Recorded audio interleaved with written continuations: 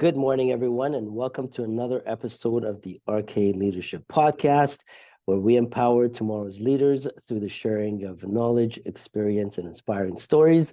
I'm your host, Rob Cameronpour, and joining me today is Chrissy Neafsey. She's the Senior Director of HR at Yahoo, and she's also a partner at the Summit Chasers Network. I'll let Chrissy further introduce herself in a little bit, but I want to take this time to thank you, Chrissy, for joining me on this podcast this morning and, sharing your inspiring stories and your experience with the folks out there. I'm very happy to have you on. And without any further ado, again, thanks for being here with me this morning. Hey, Rob, I'm super excited to be here. I first saw you join Zach on our Summit Chasers Network podcast, and I just loved your leadership mentality and the way that a lot of your philosophy seemed like anchored in the heart. And so for me, spending almost 20 years in talent acquisition, talent management, talent development, I really kind of chase those moments to connect with really authentic leaders. And so I'm so excited to be here with you today. Thank you very much. I'm excited to be talking to you today. I always love talking to HR people. And so I'm going to be asking you some questions with respect to that. So hopefully we Oh, can. I don't hear that very often where people love to talk to HR. So usually they're like, what is this meeting about? Why are you reaching out to me? But yeah, no, I'm really happy to be here. Awesome. So let's get right into it. Yeah. So Chrissy, why don't you tell us or walk us through your journey and tell us how you landed where you are today. Yeah. Well, I actually started out with an internship in sales. I really loved the concept of sales. I wanted to be Mhm. in sales growing up. And so I started this internship for credit in one of my classes in college. I went to Fordham University.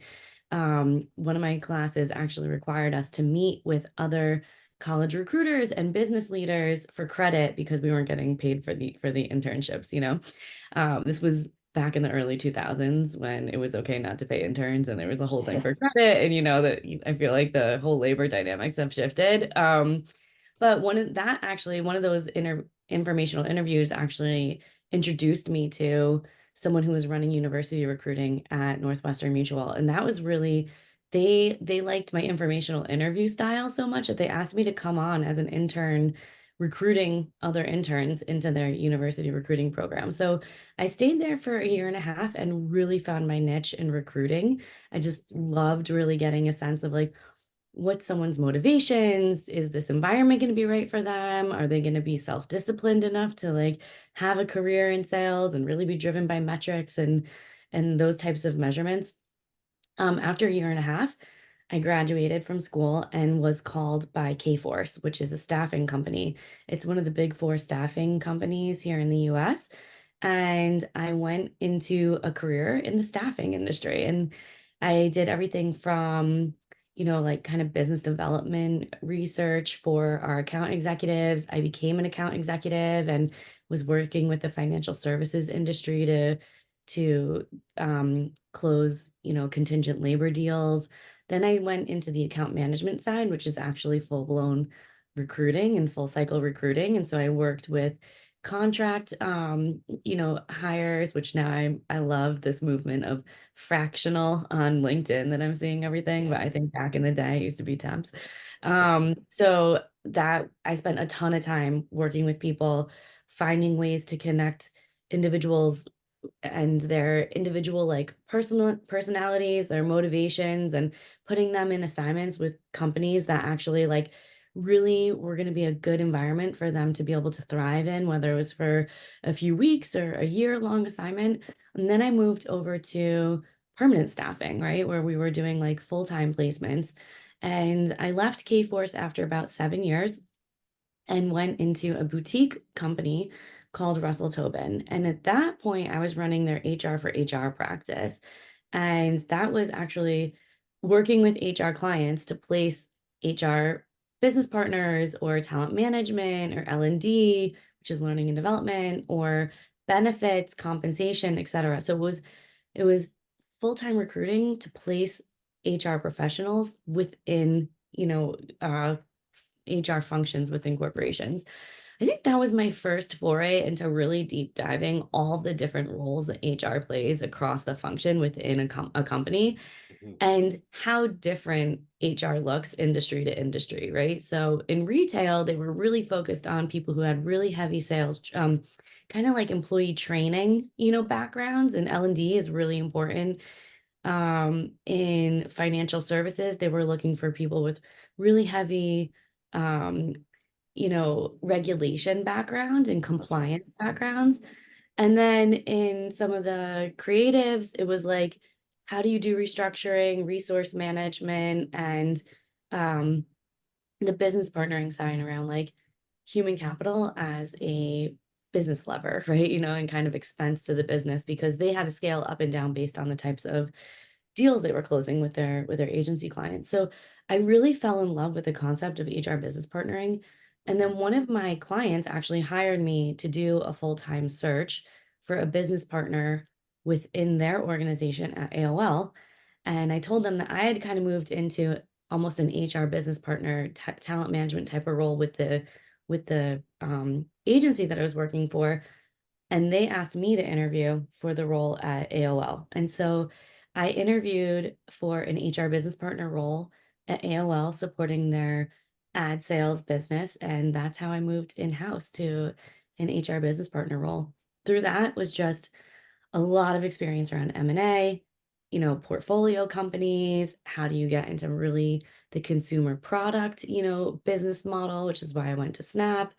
um, I really wanted to understand what different levels of, business maturity meant for the role of a business partner. So then I left Snap to go to Nextdoor, which was sub 1,000 employees and,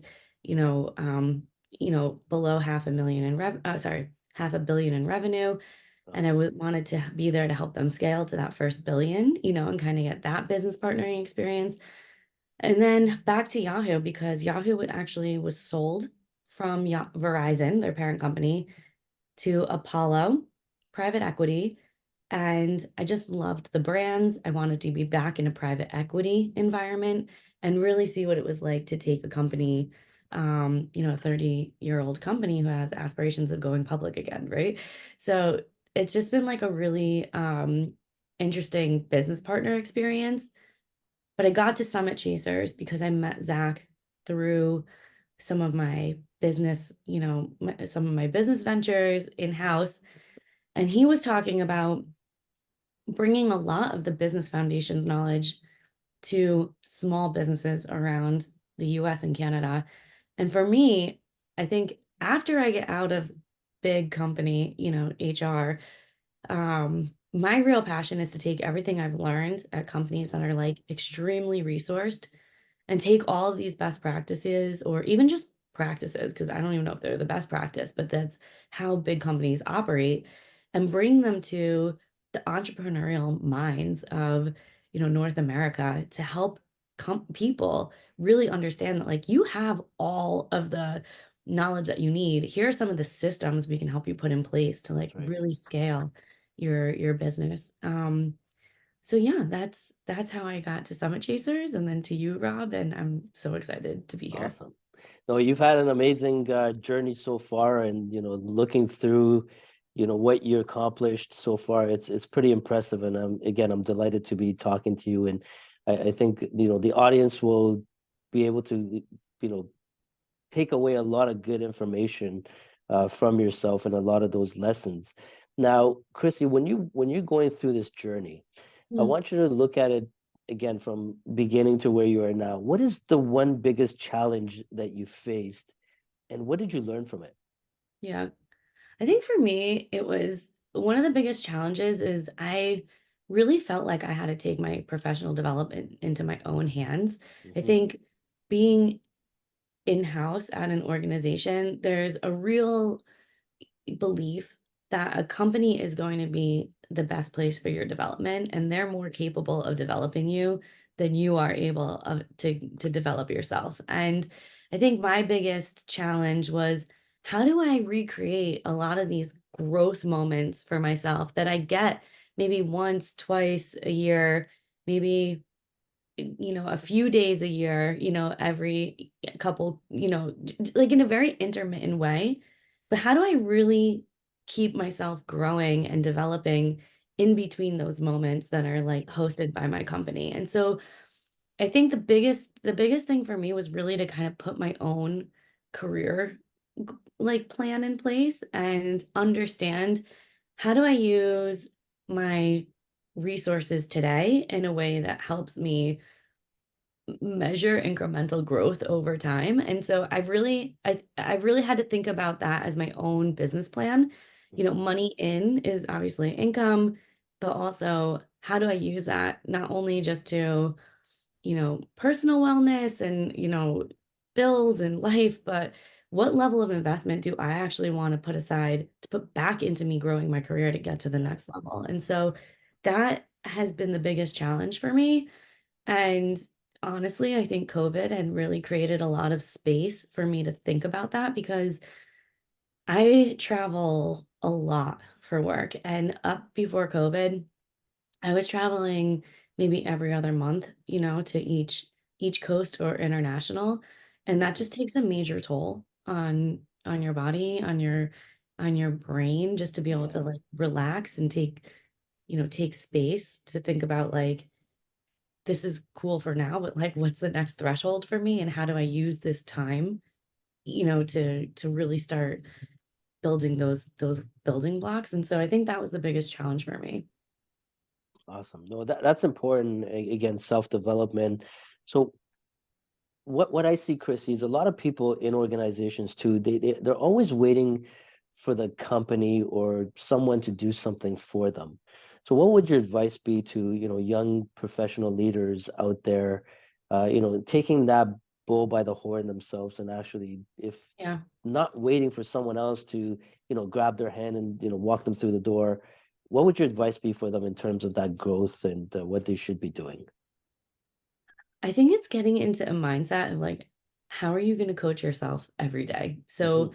how do you take these mini moments of retro, right? You finish a project, take 5 minutes and say, how did I show up during that project? What's one thing I wish I did differently or sooner? Um, how could one aspect of this project gone faster for me, right? Or with less friction? I think people feel like they need to work with a coach to be able to get that same time for reflection. And there's opportunities to learn and coach yourself in Yes. every activity that you do. And there's ways to take the volume and repetition of the work you're doing in your current job to practice, right? Like those are practice runs every day. Like you're gonna do the same thing 100 million times between now and your next promotion. But how do you use those reps like you would as an athlete and like really think about how am I getting better, faster, stronger, smarter every single time? And am I starting to have the pattern recognition to Hmm. build systems around some of this stuff, which will keep like that will create more leverage for me to start doing more complex work or focus on the work that I have yet to learn. Who am I working with? How do they operate? Your boss isn't your only person to be inspired from. I think That's right. really looking for people who you feel like you can connect to authentically around your organization. Um, Spend a lot of time actually talking to other people about how they work and how they Mhm. think about their time and their execution during the day. I think for me, one of my biggest opportunities and my husband's on the fire department. He retired last year, but Nice. I really was able to follow him in this journey of what it was like to move between firehouses. He was on the police department before. What does leadership look like in his eyes, right? Like, how do they plan for their work? How does he talk about his bosses at work and what inspires him? And it's just like, a lot of people are inspired through different people in their lives, and I think That's right. looking for those moments to have those conversations with the people around you in different environments, I think that's all ways for you to really think about what authentic leadership feels like for you, or those coaching moments of like, oh, that's something I definitely want to integrate into my day to day, but I never would have had access to understand that that's how the other person shows up because I'm not in that industry every day, right? So I think really the curiosity of what Mm, environments look like for people who are in different environments than you are all day long, I think is really important too. that's right. So you talked about inspiration and people inspiring you. So who's inspired you throughout your journey? Yeah. Um, I think so. One of my first leaders that inspired me was the woman, Carrie Welch at Northwestern Mutual. I think I've probably talked about her before, but she was my first like true boss. She hired me for that internship in the university recruiting, and she just was an incredible coach. She had me write a 5-year plan in my first year, my first 2 weeks, or my first 30 days. I had to go through Nice. my onboarding plan to put together a 5-year plan. And sometimes I go back to that 5-year plan and it felt ridiculous when I was writing it. But when I actually go back and look at it, I was like, wow, I think half of the battle is just putting something into the universe. And you kind of subconsciously like lead yourself in that direction without That's even right. really realizing it. So that was my first point of inspiration. I think my second point of inspiration is really my mom. Like she has taught us to do things out of our comfort zone our entire life. Like, I think she challenges us to show up in a very independent way. Um, and, do things that aren't necessarily stereotypical, like daughter roles. Like, she's like, we're gonna practice, like she would do a lot of like the home repairs for better or for worse in our house, right? Like my Nice. dad inspires me because he built a practice that was really anchored in purpose and mission, but like my mom really had to kind of like run the household because he was very busy at work. And so I try to show up in my professional life anchored in the same purpose and mission that my dad found success in, but with the same courage and utility that my mom really instilled in me. And I think that has really built my confidence to say, you can be environments that you feel like you shouldn't necessarily stereotypically be in, but just, stay in this moment, stay present, and you are gonna this moment of being uncomfortable is actually going to change you for the better coming out of it. So those are some inspirations for me. And then truly our first responders and veterans, I think Mm, that's a big source of inspiration for me. I've gotten to know so many people who have decided to spend their lives in a vocation and that's really right. giving back to their country, their communities. They're not in it for the riches necessarily, right? But success and satisfaction and engagement looks totally different in their world. And they really do things every single day that I take for granted that someone is there, for us. And today is July 4th in the That's US. right. And so Yes. I've really decided that like I want to dedicate a lot of what I do to giving back to those communities and helping them build their businesses and um, continue to be the leaders even after they retire from a lot of like their first responder and military jobs, and help them continue to lead across this nation and Canada, however I can. So Awesome. I love that. One of yeah. the things you brought up is purpose. So, what would Chrissy say her purpose is, and how does it align with, yourself working with the Summit Chasers Network? How does that alignment look like for you? And, what is your mission in terms of where you want to go? Yeah. My mission is to eliminate employee burnout. Mm, Um, and a lot of the way people get burnt out is because workplaces are not inclusive. They yes. want to say they are, but a lot of the functionality of work has not evolved, right? Like I think our mindset has evolved around what inclusion and inclusive workplaces should be. but our tools and systems have not caught up to that, right? And so it's one thing to think about how to be inclusive. It's another to actually like change the environment. And so for me, my mission is to take what I've learned and really think about the way we can use emerging technologies in the workplace Mm, to create way more inclusive environments. And that I think will alleviate a lot of the burnout, depression, anxiety, a lack of psychological safety for people who are at work every day. That's a lot of what I really look to bring to Summit Chasers.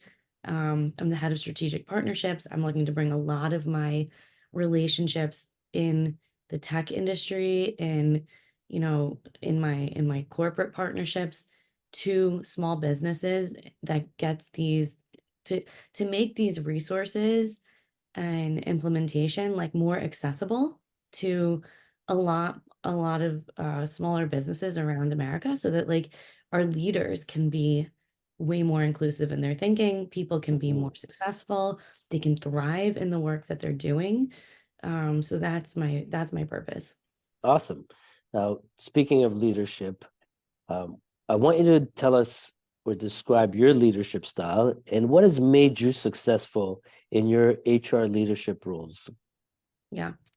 Um, I think what's made me successful is I carry the same values in in my work as outside my work. And so it's really integrity, authenticity, and leading with trust. And so because I'm not showing up as a different person at work, people really do form a relationship with me.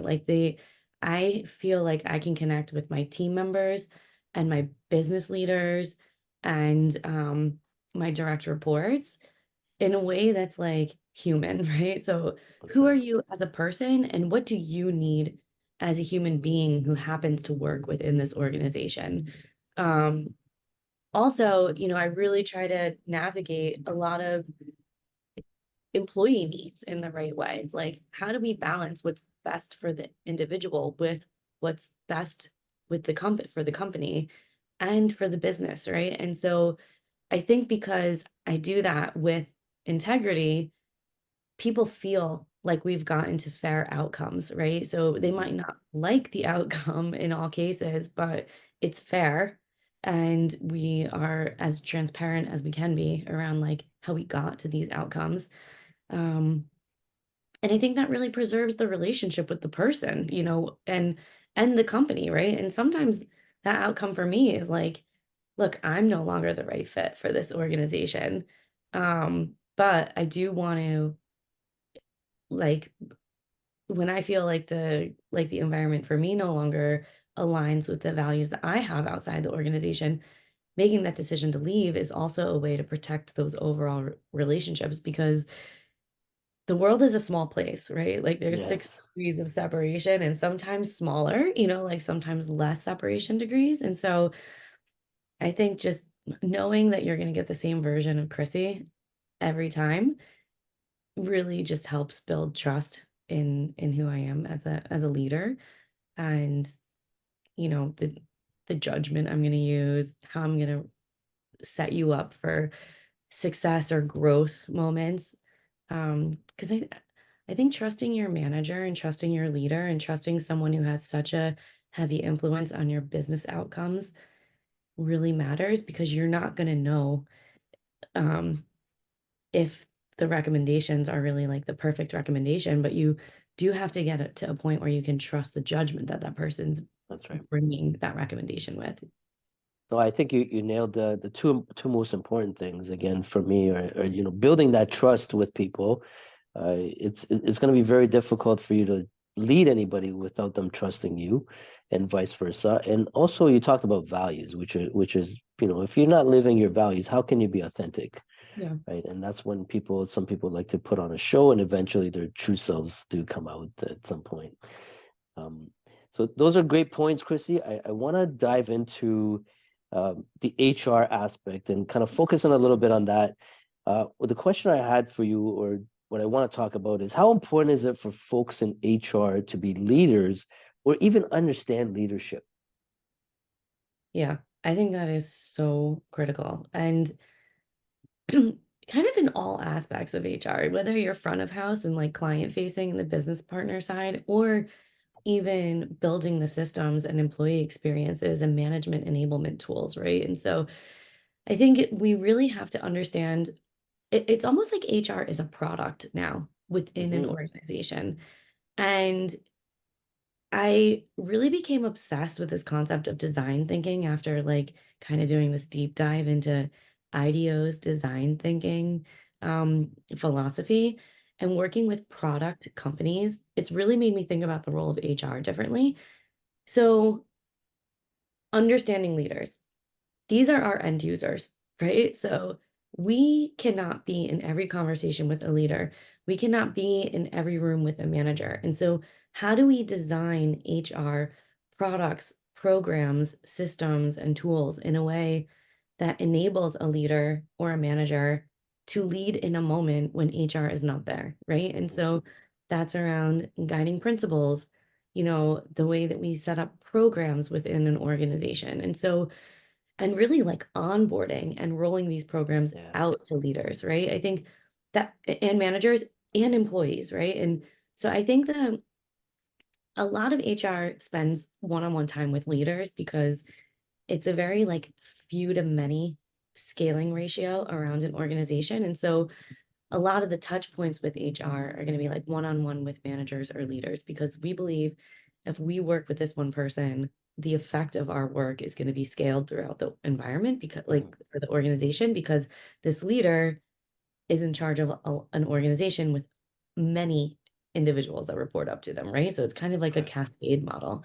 Um, but a lot of times the leader has to engage with these broad organizations and broad sets of employees, and we're not going to be there, right, to help coach them and things of that nature. So, what we need to do is make sure that they're set up at any given moment to understand how to connect business with company values and purpose and mission, and how to translate business objectives and business strategy into an employee value proposition, the right goals and metrics for people to really understand how they're directly connected to the work that they're being asked or mandated to do. That's right. Um, that all really matters about why HR needs to understand leaders because and leadership because they have to understand what does this day-to-day experience look like for that leader.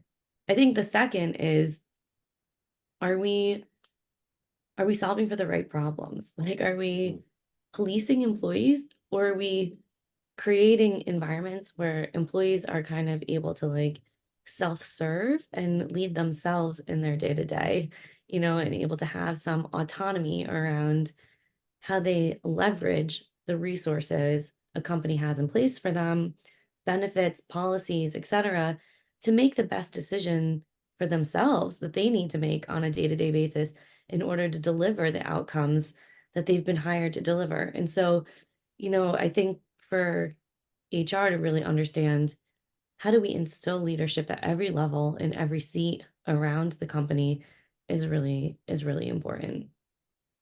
Now it's interesting. You talked about, HR, not being there, every step with a leader or coaching a leader. The way I look at that is whose responsibility is it? Is it HR or is it actually their manager or their boss or their leader to provide that coaching and setting them up for success? Like Yeah, where do you see the for differentiation? individuals. Yeah. Yeah. Look, at the end of the day, I think I've said this before in a podcast, but people don't come to work at an organization because they love the HR person that they interface with during the interview process, right? They come to work for the leader or the Yes. manager who's hiring them. And at the end of the day, your leader and your manager really own your career, right? Okay. They own shaping your career within the organization that you're employed with. At the end of the day, you as an individual own your career, right? But Absolutely. I think so, not kind of delegating your own career growth to your manager or leader is a really important, ownership mindset to keep with you, which is why I think identifying ways to get those professional development moments outside of what your leader and manager are capable of providing for you is really crucial. But the role of HR, I think, almost to go back to the understanding leadership mindset too, is making sure leaders understand that they are in charge of engagement and That's right. building effective teams and being accountable for employee engagement and that employee value proposition. Like, are you as the manager or leader actually fulfilling the expectation that this employee has in the exchange for like career growth that they expected by coming to work for your organization? And HR is a tool for you as a leader, right? Like, we're an enablement function, we're a sounding board for you as you Mhm. make business and leadership decisions. And part of the HR role is to know how lonely it can be while you're making those decisions as a leader, and to be there to help you, feel confident that you're making the right decision, like, for right now, a lot of the times. And so we're there to be a partner, but it is not the role of HR to be giving you feedback on your job, That's right. to be telling you how to get promoted, what you need to do for advancement. Those decisions really are up to your leader and your manager. Exactly. I couldn't agree more. So I'm going to ask you the $1 million question, Chrissy. In your opinion, why are organizations failing to develop good leaders? Yeah.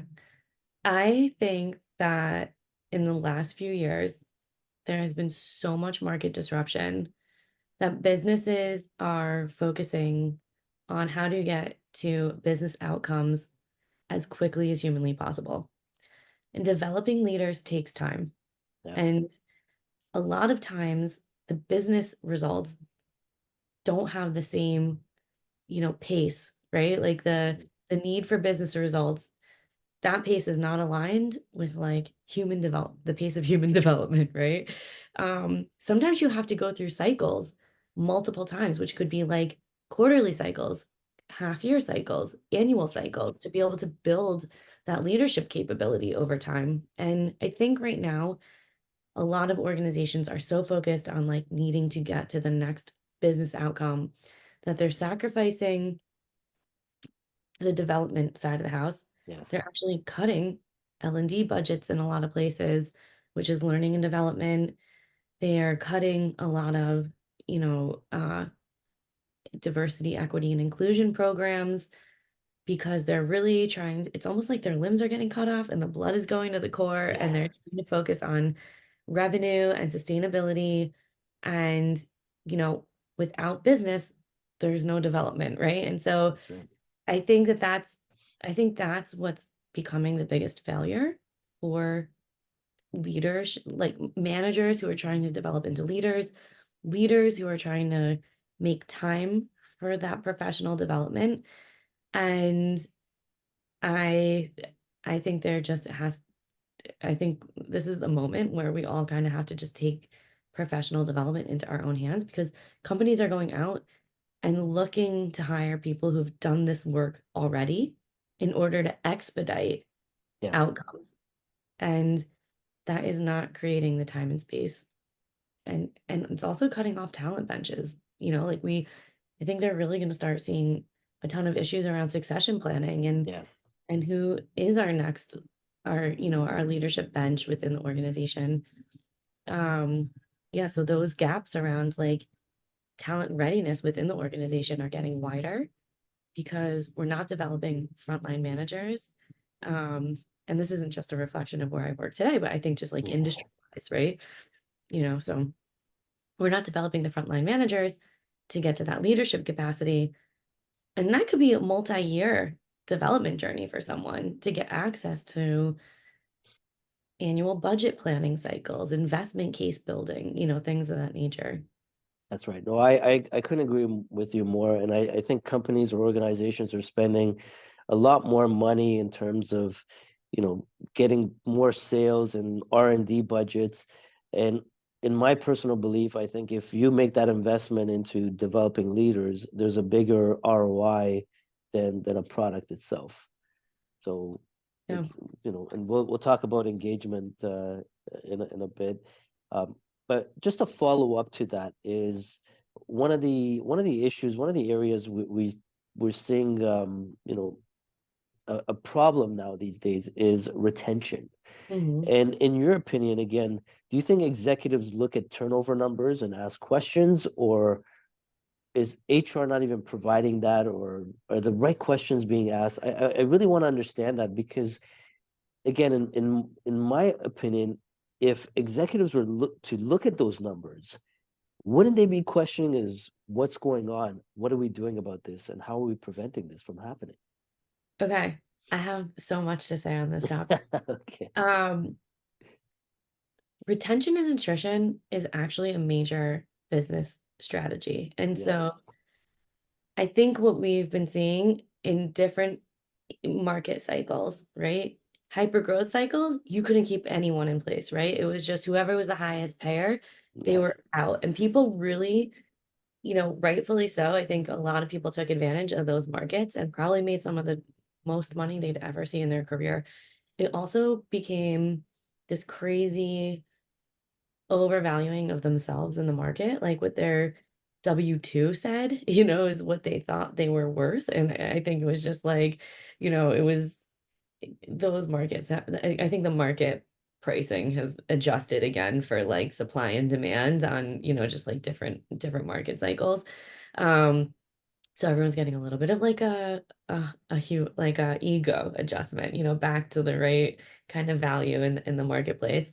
Um, a lot of those cases, though, people were paid extraordinary amounts of money in these hyper growth moments, and they are unable now that markets have gotten tighter, it's like, are they actually is the value of their contribution and impact worth these wages for us, right? Worth the Okay. investment of what we're paying this individual. And so I think the retention attrition is really interesting because I think in a lot of cases, companies are seeing they're retaining people who are so overpaid that they'd never be worth that in the market again, but they're not driving that level of outcome and impact Yes. to the business. So you want to think about how are you getting higher attrition numbers in those populations so that you can right size investment, return on investment in some of those cases. And in other cases, we're seeing people who are attriting that we're like, this is actually really devastating that this person's leaving the organization. What are they leaving for? Another attrition and retention lever that I don't think we pay enough attention to, but something worth like thinking about is internal mobility around a company. Like, where are we seeing people move Yes. internally within an organization, and why are they moving from one part of the organization to the other? Is it satisfying, some aspect of career growth or engagement that they weren't getting under, a certain part of the business?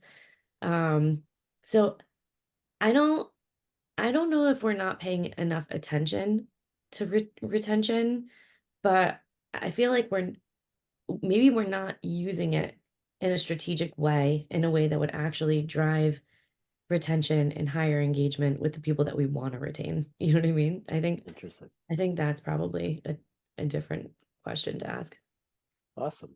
That's again, I agree. I think there's got to be a little bit more focus there, and they've got to take some action plans, or else, there's going to be a lot of musical chairs happening, and a lot of people, again, for me, the younger generation, they're not aspired to some of the offerings that the organizations have, and if they're not really satisfied with what they're working, they're not lasting long. I think that's right. Like the whole gig economy, some people have entered into the workforce in the last like 5 to 7 years, and the majority of their experience has been through COVID, which has like been a major shift to this gig economy, right? And they want to, or they were here kind of during like the tech bubble. They entered, Yes. the world and or the work environment, and they job hopped for the last, Yes. 2 years. And that's really the way that they've thought of progression and compensation increases. And so they dip in really fast. They want very deep, authentic connections to make them feel like this is totally aligned with my vibes, my aesthetic, my goals for myself, right? Like this works for me here. And then they move on to the next place, right? So it's almost like you don't even get to learn the person that you've hired as fast as they're making a judgment on the company that they've joined. They're on to the next thing. But so maybe those attrition and retention rates actually are a different a different thing that we have to organize around. Like, how do we think about onboarding in a way that is like deeply engaging as Yes. quickly as possible? Because we don't have a year or two for these people to like really, for this talent to really like fall in love with us, right? We have to get them Yes. to fall in love with us in 3 months, that first 90 days or that first 30 days. And then how do we start getting contribution and impact out of them as quickly as Yes. possible?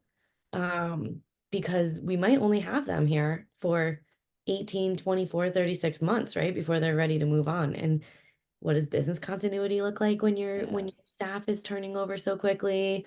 How do you lead in an environment like that? How do you build rapid trust with individuals to be able to give them coaching and feedback real time because you need them to make quick adjustments, but you don't want to trigger them? Do you know what I mean? In a way that accelerates that attrition. That's So right. it's yeah, I mean, I think we really have to rethink all of this. Oh yeah, and look at people's like attention spans now. Yeah, It's yeah, growing yeah, yeah, yeah, shorter and shorter. yeah, So, exactly. um, so Chrissy, when you're hiring leaders yourself, what do you look for?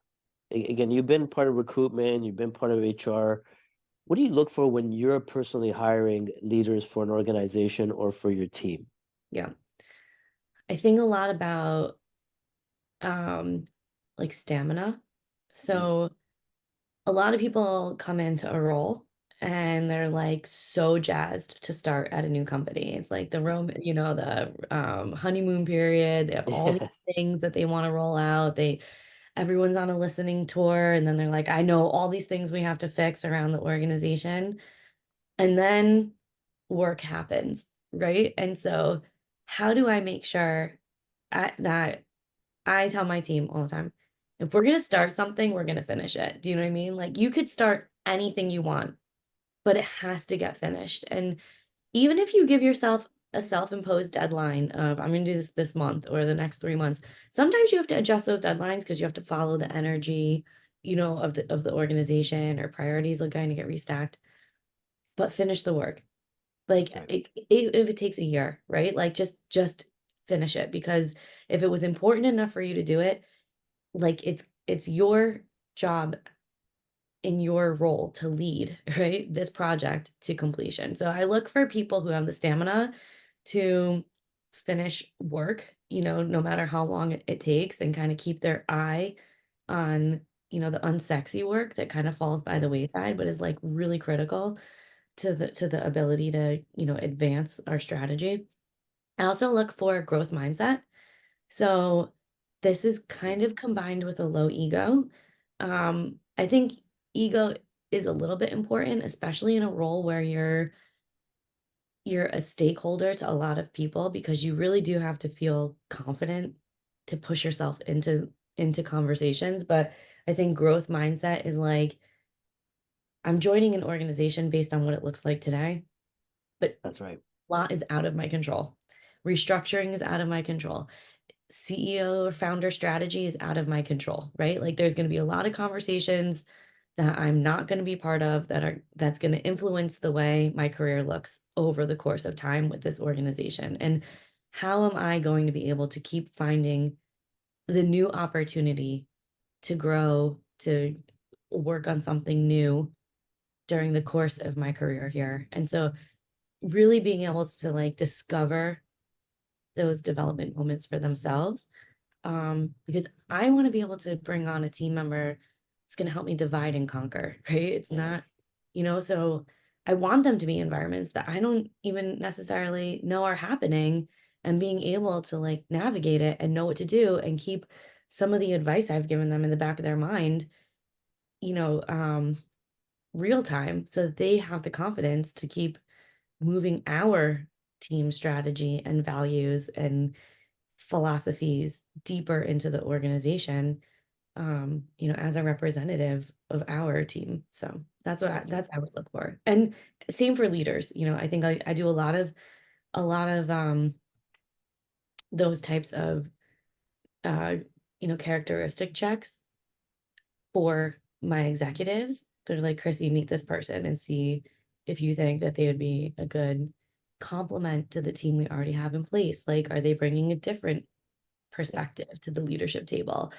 Are they able to, kind of advance some of the cultural behavioral shifts within the organization that we're trying to implement?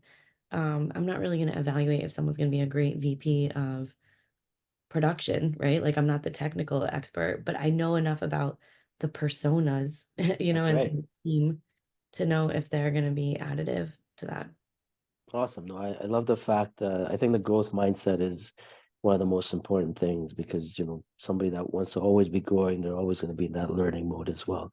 So that's great. Now, shifting to the Young Professionals Leadership Summit Yeah. upcoming this fall, and the Summit Chasers Network being a co-host in this event. What are you hoping to achieve from this event this fall? Yeah.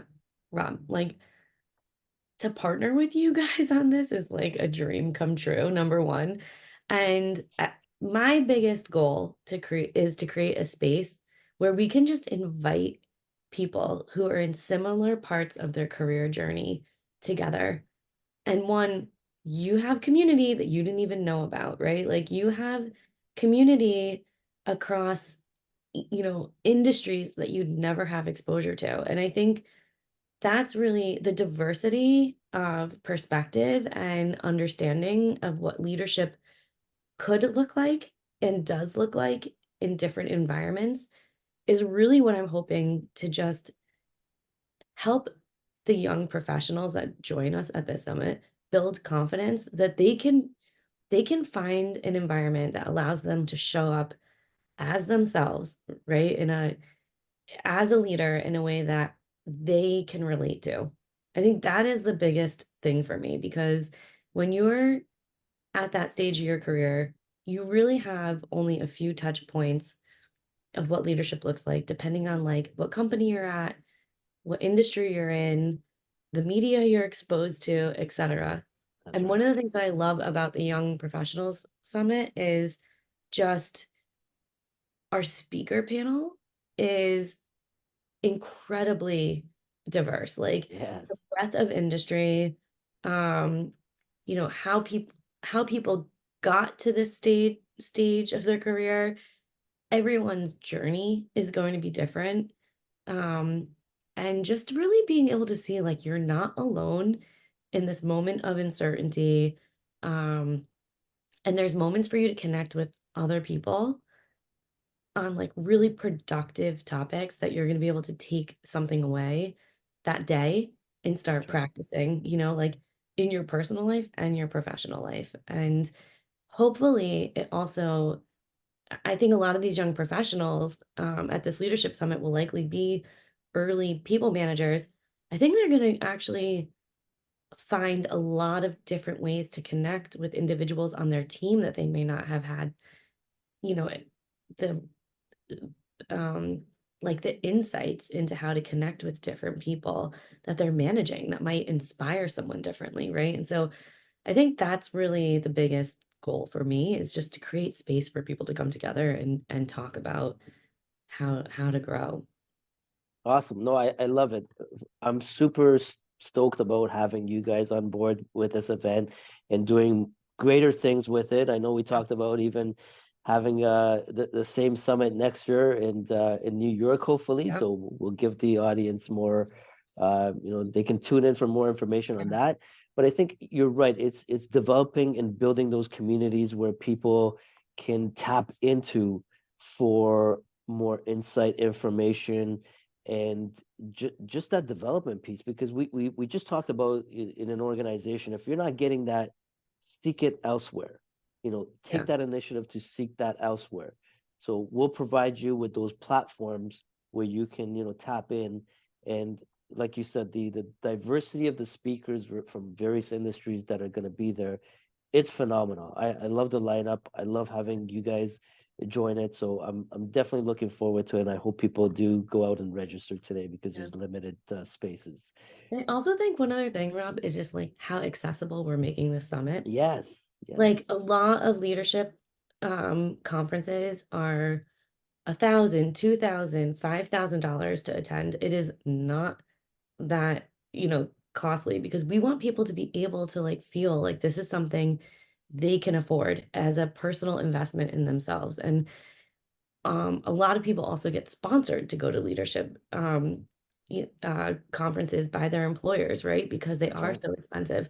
But that means you're competing with like one of hundreds of other, or tens or hundreds of employees or thousands of employees in some cases for the opportunity to be selected to attend, Yes. conferences, which is not great odds. And so I think I mean, really, truly, like accessibility for me is another core value of mine of like Mhm. accessibility to information, accessibility to leadership, accessibility to like the same quality and experience that, more that feel exclusive to certain, communities. And so I really want to make sure that we're um, creating moments and days and experiences that are accessible to all young professionals. Absolutely. No, I love that. And I love how you said accessibility because to me, that's important as well. This is not just for the folks that are at certain levels or, like you said, can't afford it. So we've made this event for everybody. And I think there would be so much value to be gained at this event. So again, Yeah. thank you for participating. And I look forward to collaborating with you guys in this long journey together. Now, before we end this podcast, we've come to a segment where I call rapid fire questions. So I'm Okay. going to ask you a series of questions, and the first thing that comes to mind, just say it out loud. So, Chrissy, what is your number one advice to young leaders? Patience. Excellent. What is the best career advice that you've ever received? Being really good at your job, it equals freedom and flexibility. Hmm, interesting. And what is the one word that describes Chrissy best? Oh boy. Um, Gotta put you on the spot. oh my gosh, this is crazy. Self-reflection. I know. I I mean, I think in some cases probably a little jaded. But that translates into kind of like just like a no chill chill. You know what I mean? No, chill, chill. Awesome. And last, where can people find you? Yeah, okay. LinkedIn, Chrissy Rosa Neafsey. I'm on Instagram at Chrissy Neafsey. Those are my two main social handles. And then also Summit Chasers Network. So we have a LinkedIn page for Summit Chasers, and we are going to be launching our website, which we're super, super excited about. Awesome. Can't wait. So again, I wanted to thank you so much for being with me today and sharing your inspiring stories, your knowledge and your experience with the folks out there. And for everyone out there, if you've got any questions for Chrissy, drop them in the box below and we'll make sure she gets it. And now you know how to reach her directly. Thank you Amazing. everyone for joining today, and we'll see you in the next episode. Take care, everybody.